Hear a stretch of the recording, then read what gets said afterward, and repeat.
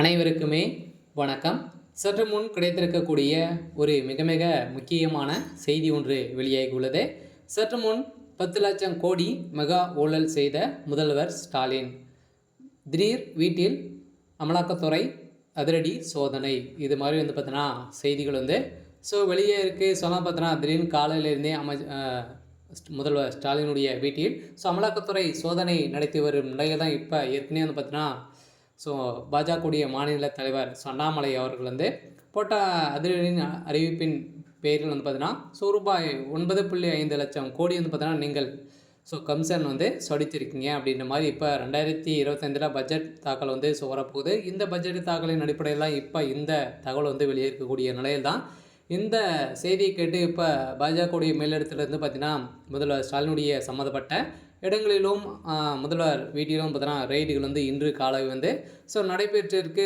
எக்கச்சக்கமான டாக்குமெண்ட்டுகளும் போலியான ரசீதிகளும் சிக்கியிருக்கக்கூடிய நிலையில் தான் இப்போ பார்த்தீங்கன்னா முதல்வர் ஸ்டாலினுடைய வீட்டில் அதிரடியாக அமலாக்கத்துறை சோதனை நடத்தி வராங்க. இதை பற்றி இந்த வீடியோவில் நம்ம முழுமையாக பார்க்கலாம். அதுக்கு முன்னாடி நம்ம சேனலுக்கு இப்போ தான் நீங்கள் முதல் முறையாக வந்திருக்கீங்க அப்படின்னா மறக்காமல் நம்மளுடைய சேனலை சப்ஸ்கிரைப் பண்ணி சப்போர்ட் பண்ணுங்கள்.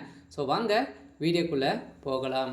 பார்த்தீங்கன்னா அதே கமிஷன் பார்த்தீங்கன்னா 5 லட்சம் கோடிக்கு தமிழகத்தை கடனாளியாக மாற்றியிருந்த திமுகவுடைய அரசுக்கு மாநிலமாக ஆக்கியுள்ளார்கள் திமுகவினர்.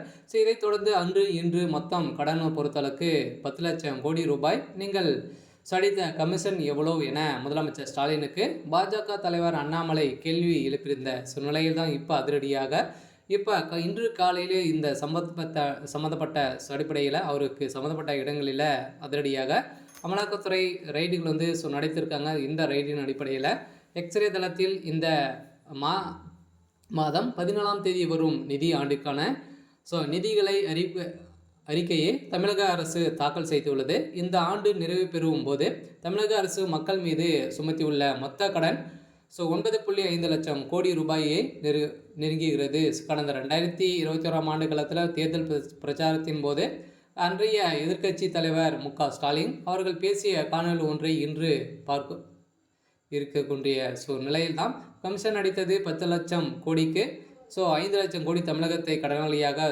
மாற்றியிருக்காங்க. இதெல்லாம் பார்த்தீங்கன்னா முதல்வர் ஸ்டாலின் மிகப்பெரிய திமுக ஊழல் செஞ்சுருக்காங்க அப்படின்ற மாதிரி தான் குற்றச்சாட்டுகள் வைத்திருக்கக்கூடிய நிலையில் தான் இன்று காலை முதல்வர் ஸ்டாலினுடைய வீட்டில் அமலாக்கத்துறை அதிரடியாக ரெய்டுகள் நடத்திருக்காங்க. அதெல்லாம் பார்த்தீங்கன்னா அதிரடியாக பாஜக செய்யக்கூடிய வேலையில் திமுகவுடைய மீண்டும் மீண்டும் நிறைய நெருக்கடி தான் வந்திருக்கு. இந்த நெருக்கடியின் அடிப்படையில் முதல்வர் ஸ்டாலின் அவருடைய ஆட்சிக்கு ஒரு மிகப்பெரிய கேள்விக்குறியாக மாறி இருக்கு.